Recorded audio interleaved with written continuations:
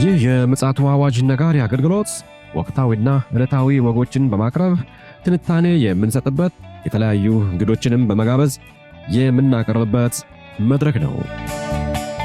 መረጃዎችን ያጠናከረ ይዞልን የሚመጣው ፓስተር አለማየሁ ነሙ ሲሆን ፕሮግራሙን የመራና መሰናዶውን ኤዲት በማድረግ ወደ እናንተ የሚያቀርበው ይልቃል አስራት ነው። መልካም ጊዜ። ሻሎም ሻሎም፣ ውድ የተከበራችሁ የምፅዓቱ አዋጅ ነጋሪ አድማጮቻችን ሰላም ለእናንተ ይሁን። በድጋሚ ተገናኝተናል። እንዴት አመሻችሁ? እንግዲህ የዓለማችን ውጥንቅጥ የሆነ ክስተት አሁንም ተባብሶ እንደቀጠለ ይገኛል። እነዚህ ክስተቶች ደግሞ በጣም ዘርፈ ብዙ የሆኑ ናቸውና ከዛ ውስጥ እንግዲህ ለዛሬ ምሽት መረጥ አድርጎልን የማንቂያ ደወል ደግሞ ሊደውልልን ወንድማችን ፓስተር አለማየሁ ነሙ መስመር ላይ ይገኛል። እርሱ ጋር እንግዲህ ግሩም ጊዜ እንደሚኖረን ተስፋ አደርጋለሁ። ይልቃል አስራት ነኝ ከምፅዓቱ አዋጅ ነጋሪ አገልግሎት። ውድ አድማጮቻችን እንግዲህ በቀኑ መረጃችን እጅግ አባናኝ የሆነ ወቅታዊ ክስተትን በመጥቀስ ለእናንተ መረጃ አቀብለን ነበር።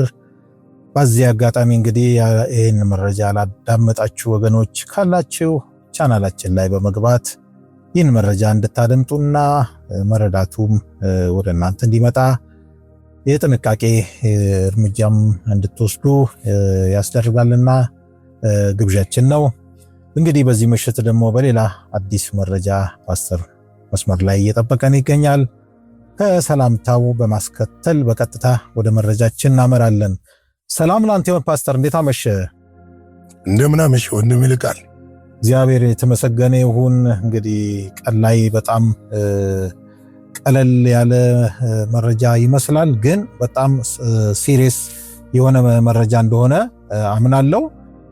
ያው ለአድማጮችም ግብዣ አድርጌያለሁ ያላዳመጡ ካሉ። ደግሞ ምን ተገኘ ደግሞ በዚህ ምሽት? ከዛ በፊት ቀን ላይ አንድ ዜና ሰራይት ነበረና የአሜሪካ የውጭ ጉዳይ መስሪያ ቤት አንድ ጠንከር ያለ እርምጃ ወስዷል። ይሄው ምንድነው?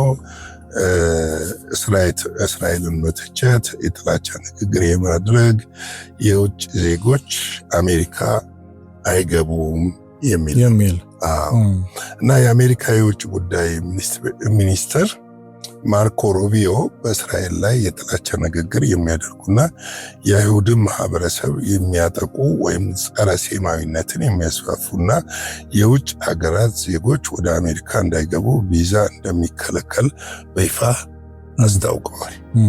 ምክንያቱም ይህ ጉዳዩ መሰለ እውነት ለመናገር በጣም እየተስፋፋ መጥቷል አይደል? አዎ እየተስፋፋ መጥቷል። ቀላል አይደለም። አይሁዶች በያሉበት በየሀገሩ እየተጨነቁ ነው ያሉትና ይሄ ደግሞ ምን ያሳያል መሰለ? በናዚ ዘመን ያለውን ነገር ተመልሶ እንዳይመጣ የሚያስፈራ ነገር ያሳያል። በመንግስት ደረጃ ባይደረግም አሁን ያሉ መንግስታት በመንግስታት ደረጃ ባያደርጉትም ህዝቡ ግን በጥላቻ የተነሳው ህዝብ ግን ጥቃት በተለያየ ቦታ ላይ ምናልባት ይሄ ነገር ከዚህ ቀደም ያው ለአድማጮች ግልጽ ለማድረግ አለ፣ በአውሮፓም በአሜሪካን አለ ህጉ። ግን ይሄ ለምሳሌ ጀርመን ውስጥ ይሄ ስዋስቲካ ምልክት አለ የናዚ፣ እሱን ማድረግ በወንጀል ያስቀጣል። እንደገና ደግሞ የጸረ አይሁድ እንቅስቃሴን ማድረግም ራሱ ያስቀጣ ነበርና ግን ይሄኛው ለየት ያለ ይመስለኛል። አዎ ምንድነው? ይህንን ውሳኔ የፕሬዝዳንት ዶናልድ ትራምፕ አስተዳደር እና የውጭ ጉዳይ ሚኒስትሩ እና የሀገር ውስጥ ደህንነት ሚኒስትሩ በጋራ የሚያስፈጽሙት አዲስ ጥብቅ የቪዛ የኢሚግሬሽን መመሪያ ነው። እንግዲህ ይሄ ምንድነው መሰለህ? አሁን ለምሳሌ ፊታችን ላይ የኒውዮርክ ዲሲ የዋሽንግተን ማነው ኒውዮርክ ላይ ስብሰባ አለ። የተባበሩ መንግስታት ድርጅት እንግዲህ አንዳንድ ዜጎ መሪዎችንም ሊከለክሉ ይችላሉ የሚል የስፔኑን መሪ በተለይ ታርጌት አድርጎ ይሆን የሚል ነገር ግምት። አዋይ ያው አንድ ህግ ስታወጣ ከበስተጀርባው ምን አለ ብለህ ታየዋለህ እኮ። የእሳቸውን ተከትሎ ሌሎችም ያንን አርአያ እንዳይከተሉ እንግዲህ ቅድመ ማስጠንቀቂያ ይመስላል። እና ማርኮ ሩቢዮ መግለጫው እና የፖሊሲው መሰረታዊ የውጭ ጉዳይ ሚኒስትሩ ማርኮ ሩቢዮ በሰጡት ይፋዊ መግለጫ አዲስ መመሪያ የአሜሪካ ደህንነት የአይሁድ ማህበረሰብን ለመጠበቅ ታስቦ የተዘጋጀ መሆኑን ገልጿል። በነገራችን ላይ አሜሪካ ይህን ብታደርግ አይገርምም። ለምን አብዛኛው የአሜሪካን ኢኮኖሚ የሚያሽከረክሩት ቴክኖሎጂውን፣ ሳይንሱ ላይ ምኑ ላይ ያሉት እነዚህ የአይሁድ ማህበረሰቦች ናቸው። ገብቷል። እነዚህ የአይሁድ ማህበረሰቦች ደግሞ ከፍተኛ ግብርም ከፋዮች ናቸው በአሜሪካ ውስጥ። ኢኖቬሽን ቴክኖሎጂ የብዙ ነገሮች ባለቤቶች ናቸው እና ተጽዕኖ ሊያደርጉ እንደሚችሉ ምንም የሚጠረጠር ነገር አይደለም። ተጽዕኖ ያደርጋሉ።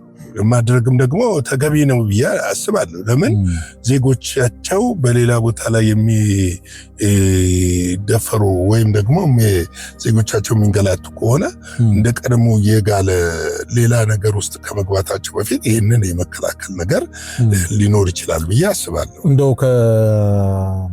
ከስካቶሎጂ ወይ ደግሞ ከስነ ፍጻሜ አንጻር ደግሞ የሚያስቀምጡ እግዚአብሔር እኮ ምን መሰለህ ኪዳን አምላክ ነው። ለአብርሃም ኪዳን ገብቶለታል። ምንም ይሄ እኮ ነው። ከኪዳኑ ባሻገር የሚጠቅሱት ምን አለ መሰለ ፓስተር፣ ራእይ ላይ ያለውን ሐሳብ እኮ እሱ እኮ የኪዳኑ ውጤት እኮ ማንኛውም ነገር አሁን በእስራኤል ላይ የምታየው ነገር ሁሉ የኪዳኑ ውጤት ነው። ግን ምንድን ነው መሰለ አሁን ድንዛዜ በእነሱ ላይ ለምን ሆነ ብለትል መሲል ልኮላቸው አልተቀበሉ ለዮሐንስ ወንጌል ምዕራፍ 1 ቁጥር 11 ላይ ስለ ወደ ገዛ ወገኖቹ መጥቶ እነሱም አልተቀበሉትም ይላል። 12 ላይ መጣ ለተቀበሉት ለሚያምኑት ግን የእግዚአብሔር ልጆች የሆኑ ዘንድ ስልጣን ሰጣቸው ይላል። አልተቀበሉትም። ስላልተቀበሉት በአይሁድ ምን ሆነ ይላል? ድንዛዜ ሆነ ይላል። ገብቷል? ድንዛዜ ሆነ። ተበትነው ነበር። እግዚአብሔር እንደገና ሰበስባቸዋለሁ እንዳለ ሰበስባቸው ሀገር ሆኑ፣ ኔሽን ሆኑ። አሁን ደግሞ የግድ የሐሰተኛውን ክርስቶስ መቀበል ይፈልጋሉ እነሱ። እኔ ልልህ የፈለኩት ግን ምንድነው ፓስተር፣ እነዚህ የሥነ ፍጻሜ ምሁራኖች መጽሐፍ ቅዱስን ቃል ጠቅሰው የሚያስቀምጡትን አርጊውመንት ነው ልጠቅስልህ የፈለኩ። ምንድነው የሚሉት? ስለ ሴቲቷ የሚያወራው ፓርት አለ አይደል? እዛ ላይ ያው እንግዲህ አንዳንድ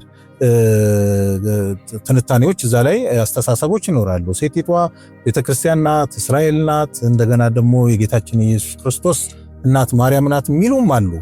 ግን ምንድነው እነሱ የሚያስቀምጡት? ሴቲቱ ልጅ የወለደችው ሴት እስራኤል ናት ብለው ነው የሚያስቀምጡት። ቤተክርስቲያንም አይደለችም፣ ቅድስት ድንግል ማርያምም አይደለችም። እና ለዛች ሴት ክንፍ ተሰጣት፣ የንስር ክንፍ ብለው የሚያስቀምጡትን አሁን እስራኤልን እየጠበቀች ወይ ደግሞ ከእንደዚህ አይነት ጥቃት ፕሮቴክት እያደረገች ያለችው አሜሪካን ናት። የአሜሪካን ደግሞ ብሔራዊ አርማዋ የንስር ነው ብለው እንደዚህ ደግሞ የሚገጣጥሙም አሉ። እና ይሄ ነገር እንደው የግጥምጥሞች ነው ወይስ በአጋጣሚ ነው ወይስ ሌላ? የአሜሪካ ኔሽን መሰረቱ ምንድን ነው? አይሁዶች አሉበት፣ አይሁዶች ይኖሩበት፣ ክርስትና ነው መሰረቱ፣ ክርስትና ነው። ገብቶሃል? ለኛ ለክርስቲያኖች ደግሞ ለእስራኤል አይሁዶች እንድንጸልይ መጽሐፍ ቅዱስ ይነግረናል፣ ያበረታታል። ሌላው ደግሞ አብዛኛ ቦርናጌን የሆኑት አሜሪካ ውስጥ ያሉ ትልቅ አገልጋይ የነበሩት የአይሁድ ደም የነበራቸው ናቸው። ይህንን እንትን ማለት አንችልም። ከሀብት ትስስር ከቴክኖሎጂ ትስስር ባሻገር የሃይማኖትም ትስስር አለ። ብዙ ጊዜ አይተህ ከሆነ አሁን ራሱ ባናቸው ናታንያሁ አሜሪካ በተጓዙበት ባለፈው ሳምንት የፕሮቴስታንት ኢቫንጀሊካሎችን መሪዎችን አግኝተዋል። ዋይ ምንድን ነው ብለህ ስትመለከት ከፍተኛ አሜሪካ ውስጥ ለነሱ ድጋፍ የሚያደርገው ያ ማህበረሰብ ነው። ያ ማህበረሰብ ከፍተኛ ድጋፍ ያደርግላቸዋል። አንዱ እሱ ነው። ሁለተኛ ነገር ደግሞ አንተ ያልከው ነገርም አሜሪካ ትጠብቃታለች እስራኤልን። የሚጠብቁበት ምክንያት ከወንጌልም አንጻር ነው። ከወንጌልም አንጻር ምን ያደርጓታል? ይጠብቋታል። እና ከዚህም አንጻር ያለ ጥበቃ እንደሆነ ይታወቃል። አሁን ይሄ ቪዛ ማገዱ ራሱ ከጥበቃው አንዱና ይሄንን እየተስፋፋ የመጣውን ጸረ ጽዮናዊነትን ወይም ደግሞ አንቲሴሚቲዝምን ላለማባረታታትና እንደገና ደግሞ በዚህ የሚከሰተውን ነገር ለመግታት የሚደረግ ጥረት እንደሆነ የሚያመለክቱ ነገሮች አሉ። ፕሬዚዳንት ትራምፕ ስር አሜሪካ ከአይሁድ ሕዝብ ጎን ትቆማለች ነው የሚሉት። ከአይሁድ ሕዝብ ጎን ትቆማለች።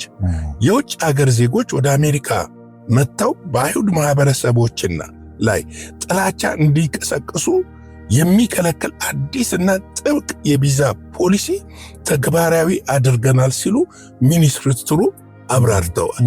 ስለዚህ አይሁድን ምን እናረጋታለን? እንጠብቃታለን የሚል ነገር እንዳለ ተመለከታለን። አዎ እንግዲህ አዲሱ መመሪያ ዋና ዋና ነጥቦች አዲሱ በአሜሪካ ቪዛ ወይም በነፃ ጉዞ ፍቃድ መግባት በሚፈልጉ እንዲሁም በአሁኑ ወቅት አሜሪካ ውስጥ በሚኖሩ የውጭ ሀገር ዜጎች ላይ ያተኮረ መሆኑን አመልክቷል። አሜሪካም ውስጥ ኖረ መግባት ብቻ እኮ አይደለም፣ እዛም ውስጥ ኖረ አንቲሴሚቲዝም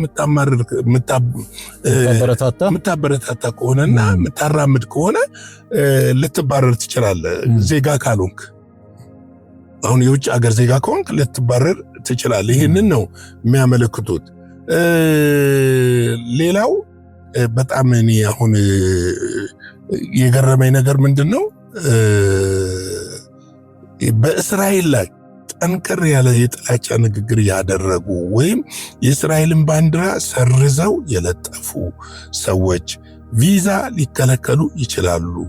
የተማሪዎች ቪዛ መሰረዝ፣ በአሜሪካ ዩኒቨርሲቲዎች እየተማሩ ያሉና በፍልስጤም ድጋፍ ሰልፎች ላይ በመሳተፍ ጸረ ሴማዊነትን ወይም የጥላቻ ንግግርን አድርገዋል የተባሉ የውጭ ሀገር ተማሪዎች ቪዛቸው ተሰርዞ ከሀገር እንዲወጡ መደረግ ጀምረዋል ይላል። አዎ ይሄ የሚገርም መረጃ ነው። አዎ የሽብር ቡድኖችን መደገፍ የሚደግፉ ካሉ እነሱም ይባረራሉ ወይም ደግሞ እንዳይገቡ ይደረጋሉ። እንግዲህ ይሄ ሲናገሩ እንደሱም እንደ ሐማስ፣ ሂዝቦላ ወይም ሁቲ ያሉ ቡድኖች በኢንተርኔት የደገፉ ወይም ያበረታቱ ሰዎች በቀጥታ ቪዛ ይከለከላሉ።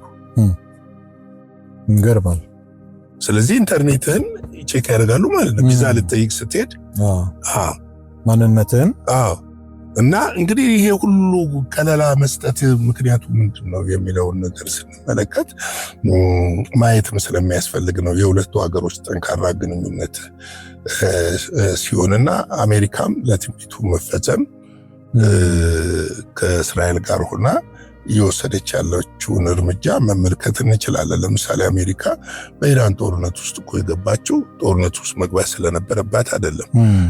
ለአሜሪካ ጋሻ ለመሆን ነው ጦርነት ውስጥ የገባችው። በእርግጥ አሁን በሀሳብ ደረጃ በብዙ ነገር ደረጃ ስትመለከት አለመስማማት አለ፣ አለመስማማቶች አሉ። አሁን እሱን እመጣበታለሁ። እንደውም የእስራኤል ጠቅላይ ሚኒስትር ኔታንያሁ ሰሞኑን ዶናልድ ትራምፕ በተናገሩት ላይ የሰላ ትችት ሁሉ አቅርበዋል እና በዚህ ምንድን ነው የሚባለው ፒስ ቦርድ በሚባለው ከሐማስ ጋር ከፍተኛ ድርድር ተደርጎ ሐማስ ትጥቅ ለመፍታት መስማማቱን መረጃ ወጥቷል። እንግዲህ ትናንትናም እኛ መረጃውን አቀብለናል። ያንን በእርግጥ የእስራኤል የደህንነት ሚኒስትር ቤን ጋቤር እሳቸው ምንድን ያሉት እንደዚህ የሚባል ነገር የለም፣ ስምምነት የሚባል ነገር የለም፣ ሐማስ መደምሰስ አለበት ነው፣ መጥፋት አለበት ነው፣ እንደ ድርጅት ህልውና መኖር የለበትም፣ ትጥቅ መፍታት የሚባል ነገር የለም የሚል ነገሮች ነው የተነሳውና ነገር ግን የጠቅላይ ሚኒስትሩ ቤንያሚን ኔታንያሁ ጋዛን ለማረጋጋት በሚል በቀረበው በተደረሰው የሰላም ቦርድ ስምምነት ዙሪያ ከአሜሪካ ፕሬዚዳንት ዶናልድ ትራምፕ ጋር ልዩነት እንዳላቸው ይፋ አድርገዋል። ልዩነት አላቸው።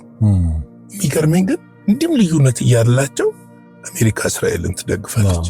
እሱ እኮ ነው የሚገርመው። በጣም የሚገርም ነገር ደግሞ እሱ ነው።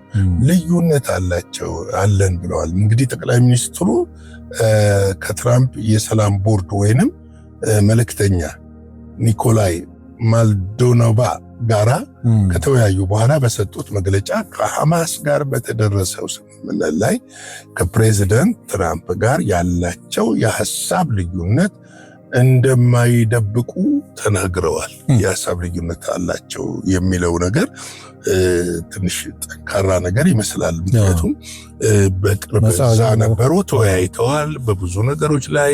እንደውም በኢራን ላይ እኮ ከፍተኛ የሆነ ወታደራዊ እርምጃ ለመውሰድ እየተዘጋጁ ያሉ ሁለቱ ሀገሮች ናቸው። በእርግጥ ትናንትና በዘገብነው ላይ ዶናልድ ትራምፕ ውጊያውን በድንገት ማቆማቸው እሱን በከፍተኛ ሁኔታ ነበር እስራኤላውያኖች የእስራኤል ባለስልጣኖች የተቃወሙት። ነገር ግን ይቃወሙም እንጂ አይደግፉም እንጂ ያላቸው ኮኔክሽን የተበጠሰ አይደለም። እኛ እንደምናስበው ሌሎች ዲፕሎማቶች እንደሚያስቡት አይደለም። እንግዲህ ኔታንያሁ አክለው ወደ መልሶ መገንባት ምዕራፍ ከመሸጋገር በፊት ሐማስ ሙሉ በሙሉ ትጥቅ መፍታቱንና የጋዛ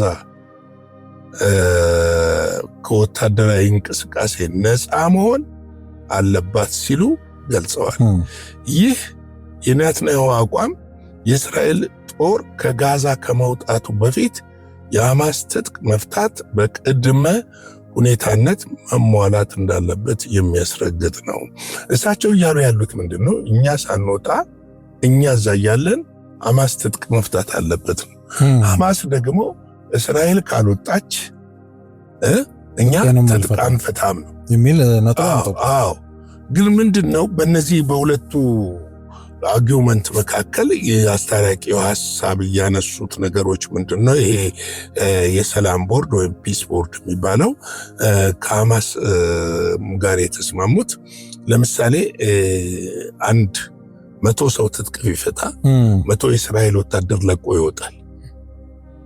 በምትኩ ከተለያየ ሀገር ተውጣጡ የሰላም አስከባሪዎች ቦታውን ይዙታል። ገብቷል? አንድ ክፍለ ጦር ቢወጣ አንድ ክፍለ ጦር ከዛ ትጥቅ ይፈታል። በዚህ እሳቤ ነው። ይህንን እሳቤ ደግሞ እስራኤላውያኖች አልተቀበሉትም። እንደውም እሳቸው ትጥቅ መፍታቱን ቢቀበሉ ኔታንያሁ በእሳቸው ስር ያሉ ካቢኔዎች ደግሞ የተወሰኑት አክራሪ አይሁዶች ግን ይህንን አልተቀበሉትም። እንዲህ ብሎ ነገር የለም፣ እስከ መጨረሻው ድረስ ሐማስ ምን መሆን አለበት፣ መደምሰስ አለበት የሚል ነገር ነው እያነሱ ያሉት።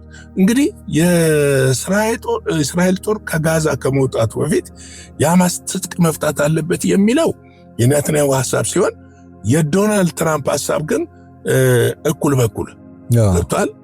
ባላንስ እንዳልነው ባላንስ በሆነ መንገድ መሆን አለበት የሚለው ነው።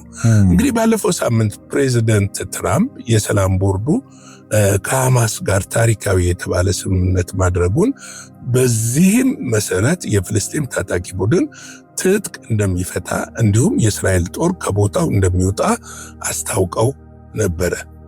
ዶናልድ ትራምፕ አስታውቀው ነበር፣ እኛም ዘግበነው ነበረ። ስምምነቱ የእስራኤል ጦር በደረጃ ከጋዛ ከሚወጣበት ሂደት ጋር የተሳሰረ የትጥቅ መፍታት ሂደት ያካተተ ነበር። አሁን ቅድም ያልነው ማለት ነው። በተሳሰረ ማለት በሚወጣው ልክ በዚህም በሚትጥቅ የመፍታቱ ነው።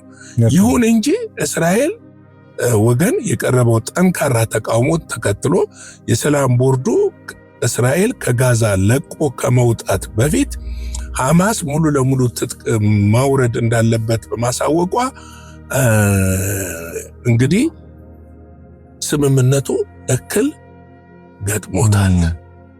አሁን ስምምነቱ እክል ገጥሞታል። እንግዲህ ከዚህ በኋላ ምንድነው በዶናልድ ትራምፕ በኩል የሚወሰደው እርምጃ የሚለውን ነገር እንትን እያሉ ነው። እንግዲህ ምንድነው እነሱ ትልቁ ሐሳባቸው አሁን ባለፈው ታስታውስ ከሆነ ቤንጋቤር ሰሜን ጋዛን ጎብኝተው ነበር በወታደሮች ታጅበውና ሰሜን ጋዛን በዶዘር እየጠራረጉ እያስተካከሉ ነው ያሉትና ምንድነው የሚያስቡት እነሱ ሰሜን ጋዛ ላይ የሚፈለገውን መሰረተ ልማት በመጣል ሰሜን ጋዛን ሊሰፍሩበት ይፈልጋሉ እና ያ ደግሞ በሌላው በአረቡ ዓለምና በተለይም በዚህ ፒስ ቦርዱ የሚደገፍ ጉዳይም አይደለም። ዶናልድ ትራምፕ ተደግፋለች። አሜሪካ መደገፍ ብቻ ሳይሆን አዲስ እሷ የምታስተዳድረው ከተማ መሰረታል ተብሎ ነበር። እሱ ምን ሆነ መሰለ፣ በፊት ተቃውሞ ስለገጠመው ያ በዛ ፍጥነት ሂደት አልቀጠለም፣ ሌላ ተቃውሞ ስለገጠመው። አሁን ግን ምንድነው አይሁዳውያኖቹ እኛ ያልነውን እኮ ያው መቅደሱ ሲሰራ ከመቅደሱ ፍልስጤማውያኖችን የማራቅ ነገር ነው እየተሰራ ያለው። እንደውም አንድ ቪዲዮ አንተና ይላክልኝ መቅደስ ውስጥ ገብተው ወጣቶች ቲኔጀሮች ሲዘምሩ እንትን ውስጥ መቅደሱ ሳይሆን መስጊድ ውስጥ ግቢ ውስጥ እሱን አሁን እንደውም እየገፋ የመጣው እሱ ነው። ደረጃው ጋር ቆመው እየዘመሩ ነበር። እኔ ምን እንደገረመኝ ታውቃለህ ፓስተር? አሁን ይህን በተመለከተ ምናልባት ዮርዳኖስ በለሆሳስ እንትን ልትል ትችላለች፣ ግን ከሙስሊሙ ማህበረሰብ ግን የተቃውሞ ድምጽ ይሄን ያህል እኔ አላየሁም፣ አልሰማሁም። ወይስ እንደው ይኖራል? አሁን ብዙ ጊዜ አረብኛውን ክፍል ስለማንከታተልና የአረብኛ ቋንቋ ማወቅ ይጠይቃል። ምክንያቱም አሁን ሚድል ኢስት ላይ አብዛኛው ዜናዎች የሚወጡት መረጃዎች የሚወጡት በአረበኛ ነው። እኛ የምናገኘው ቢያንስ አልጀዚራ እንኳን መዘገብ ነበረበት።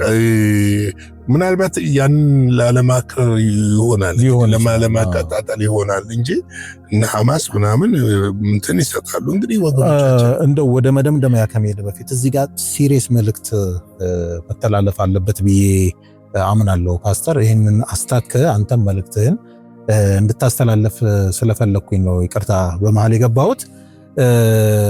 እስራኤል እንግዲህ የጥንቃቄ እርምጃ እየወሰደች እንደሆነ ይታወቃል። እንግዲህ ምድር ላይ ባለው ነው ይሄንንም ማለት። ነገር ግን ጌታ ደግሞ የተናገረው ነገር አለ። በለስ ባቆጠቆጠች ጊዜ አይደለ? ያን ጊዜ ንቁ አይደል ያለው። አሁን ያለችው የአገራችን የዘመኗ ቤተክርስቲያን በዚህ ጉዳይ ላይ እንደው ይህን መረጃ ወደ ቅርጫት መወርወር ነው የሚሻለው ወይስ የጥንቃቄ የዝግጅት የመንቂያ እንደ ማንቂያ ደወል ቆጥረን ራሳችንንም ማህበረሰባችንንም ለዚህ ነገር ዝግጁ ማድረግ ይጠበቃል? ይሄን እስኪ አስታከ ለቤተ ክርስቲያን ለካውንስሉም አመራር ለህብረቱም አመራር ምን መልእክት ማስተላለፍ ትፈልጋለህ? ማሙሻኖስ ሲሰብክ የሰማሁት ሲያስተምር 3 አይነት አገልጋዮች መሪዎች ቤተክርስቲያን ላይ አሉ አለ። በጣም ደስ ተቸብል ሜሴጅ ነው። በጣም የሚነካ ሜሴጅ ነው። አንድ እግዚአብሔር የጠራቸው አለ። እግዚአብሔር የጠራቸው ለእውነትና ለወንጌል ዋጋ ለመክፈል የተዘጋጁ ማንኛውንም ነገር ለማድረግ ዝግጁ ይሆናሉ አለ። ሁለተኛው ቤተክርስቲያን የጠራቻቸው አሉ። እንግዲህ ቤተክርስቲያን ዙሪያ ያሉ መሪዎች ስጋውያን ከሆኑ ወይም የተለያዩ ከሆኑ ራሳቸው ጠርተዋቸው የሾሟቸው እግዚአብሔር ያልጠራቸው ቴዎሎጂ ስለተማረ የሆነ ነገር ስላለው ምናምን ታዛዥ ስለሆነ ለነሱ ሰሚ ስለሚያደርግ እንደዚህ የመሳሰሉት ነገሮች አሉ። ሶስተኛው ደግሞ ራሳቸውን የጠሩ አሉ። አሁን ከነዚህ ውስጥ ይሄ ነገር የሚገዳቸው እግዚአብሔር የጠራቸው ይገዳቸዋል። እንደው ካልታፈኑ ካልተያዙ አረኞች የሚላቸው ማለት ነው መጽሐፍ አይደለም። እሱ ያቀረበው ትክክል ነው። ይገዳቸዋል። እነዚህ እግዚአብሔር የጠራቸው ከእግዚአብሔር ጥሪ ተቀብለው ቤተክርስቲያኖች የሚያገለግሉ እግዚአብሔርን እያገለገሉ ያሉት። ሁለቱ ግን ቤተክርስቲያን የጠራቻቸውና ራሳቸውን የጠሩ ለሆዳቸው አምላካቸው ክብራቸውን በነውራቸው እንደሚል ለሆዳቸውና እንጀራ ስለሚበሉበት ነው እንጂ ወንጌልን የሚያገለግሉት ስለ ትውልድ መዳን፣ ስለ ትውልድ መዘጋጀት፣ ስለ ቤተክርስቲያን መዘጋጀት ወይም ስለተለያዩ ነገሮች አይመለከታቸውም፣ አያገባቸው። የነሱ አጀንዳቸውም አይደለም። ግደል እንዴት መሪ መሆን እንደሚችሉ ነው የሚያስቡት። እንዴት ደሞዛቸው እንደሚያድግ ነው የሚያስቡት። እንዴት የራሳቸውን ቸርች ወይም መክፈት ነው የሚያስቡት። የሆነ ነገር ማድረግ ነው የሚያስቡት። ታዲያ እነሱን አይደለም ሙያተኛ እረኞች እና እንደዚህ አይነት ጉዳዮች ብዙ ጊዜ ቤተ ክርስቲያን ላይ ያሉ እውነተኛ የተጠሩ ሰዎች ብዙ ጊዜ ይታፈናሉ። እውነተኛ ጥሪ ያላቸው አሁን አንዳንዱ የኢትዮጵያ ቤተ ክርስቲያን ችግር ወደ ላይ ወጣ ሄደ ስታይ ለምን እዚህ ጋር ደረስን ስትል እኔና አንተ እንኳን ከነበርንበት ቸርች ብንነሳ ጡረታ ሲወጡ መተው ፓስተርነት የሚሰጡ አሉ። ጡረታ ሲወጡ የቤተ ክርስቲያን ሽማግሌ መሪ አስተባባሪ የሚሆኑ አሉ። በምን ሂሳብ ነው? ራእይ ከሌላቸው ስለ ወንጌል ሳያገለግሉ ራሳቸውን ንግድ ላይ አቆይተው ራሳቸውን የመንግስት መስሪያ ቤት ላይ አቆይተው በዛ ስፒሪት መተው ቤተ ክርስቲያን ሲያስተዳድሩ ለነሱ ሰሚት የሚያደርገውን ነው አገልጋይ ነው ብለው የሚሾሙት እንጂ ለእውነትና ለክርስቶስ ሰሚት የሚያደርገውን አይደለም። ይሄ ቤተ ክርስቲያን ላይ ትልቅ ተጽዕኖ አምጥቷል። ለዚህ ነው ትውልዱን አሁን ስለመጨረሻው ዘመን ፈረንጆች እኮ በደንብ እያስተማሩ ነው ያሉት። ያው ሚዲያ ላይ እናያለን አይደል እንዴ? በደንብ እያስተማሩ ነው ያሉት። ቸርቻቸውን በደንብ እያስተማሩ ነው ያሉት። ሰዓቱ እንደደረሰ እየተናገሩ ነው ያሉት። እንደው ከኢትዮጵያ ውስጥ ስንት ሺህ ቤተክርስቲያን አለ? እንደው 20 ቤተክርስቲያን ይኖር ይሆን? ስለመጨረሻው ዘመን አላውቅም። ስለማላውቀው ነገር ብዙ መናገር አልፈልግምና ግን እኛ መልእክታችንን እናስተላልፋለን። እባካችሁ ፕሊስ ህዝቡን አዘጋጁ፣ የተሰጣችሁን ተልእኮ ፈጽሙ እንላለን። ሻሎም። እግዚአብሔር አብዝቶ ይባርክ። ያው ተገቢ ስለሆነ አንዳንድ ነገሮችን አይተን ችላ ብለን ማለፍ ተገቢ ስላልሆነ ነው እንግዲህ ጠንከር ብዬ እኔም ጥያቄውን የጠየቅኩ። ምክንያቱም በጣም ማንቀላፋት፣ ቸልተኝነት፣ ዳተኝነት ስለበዛ እንደው እኛ የምናቀርባቸው መረጃዎች እንደው እንደ ፖለቲካ የሚቆጥሩ ሰዎችም ስላሉ እንደው መዘናጋት ይብቃ በማለት ነው። ውድ አድማጮቻችን እንግዲህ ፓስተር ይዞልን የመጣው የማንቂያ የማባነኛ መረጃ እንደ ዋዛ የምናልፈው ጉዳይ አይደለም። የክርስቶስ ኢየሱስን ዳግም መምጣትን በእጅጉ በጉልህ የሚያሳየንና መዘናጋት ደግሞ ማንቀላፋት ዋጋ ሊያስከፍል እንደሚችል ከአስርቱ ቆነጃጅት መማር ተገቢ ነውና፣ ስለዚህ ከብልሆቹ ወገን ነን ወይስ እንደ ሰነፎቹ በቸልተኝነት ዋጋ መክፈል ነው የሚሻለው? ስለዚህ ይህን ጥያቄ ለእያንዳንዳችን በመተው የዛሬውን የዕለተ ማክሰኞ ምሽት መረጃችንን በዚህ እናጠቃልላለን። እግዚአብሔር ፈቃዱ ከሆነ ልንገናኝ የምንችለው እንግዲህ በዕለተ ሐሙስ ነው። በነገው ዕለት መደበኛው የሳምንታዊ ዜና ወጃ በወንድማችን በብስራት ታደሰ ይቀርባል። ከምሽቱ 12 ሰዓት ላይ በቀጥታ ስርጭት ወቅታዊ እጅግ አሳሳቢ መረጃዎችን ጨምሮ ይተላለፋልና ግብዣችንን ተቀበሉልን። በተረፈ ልንገናኝ የምንችለው በዕለተ ሐሙስ ነው። እስከዚያው ድረስ የእግዚአብሔር ምሕረት፣ ቸርነት፣ ጸጋ ከእያንዳንዳችን ጋር ይሁን። ሻሎም። ለዛሬ ይዘን የመጣነው ወቅታዊ መረጃ ይህንን ይመስል ነበረ። በሌላ ጊዜ በሌላ መሰናዶ እስከምንገናኝ ሰላም ለእናንተ ይሁን።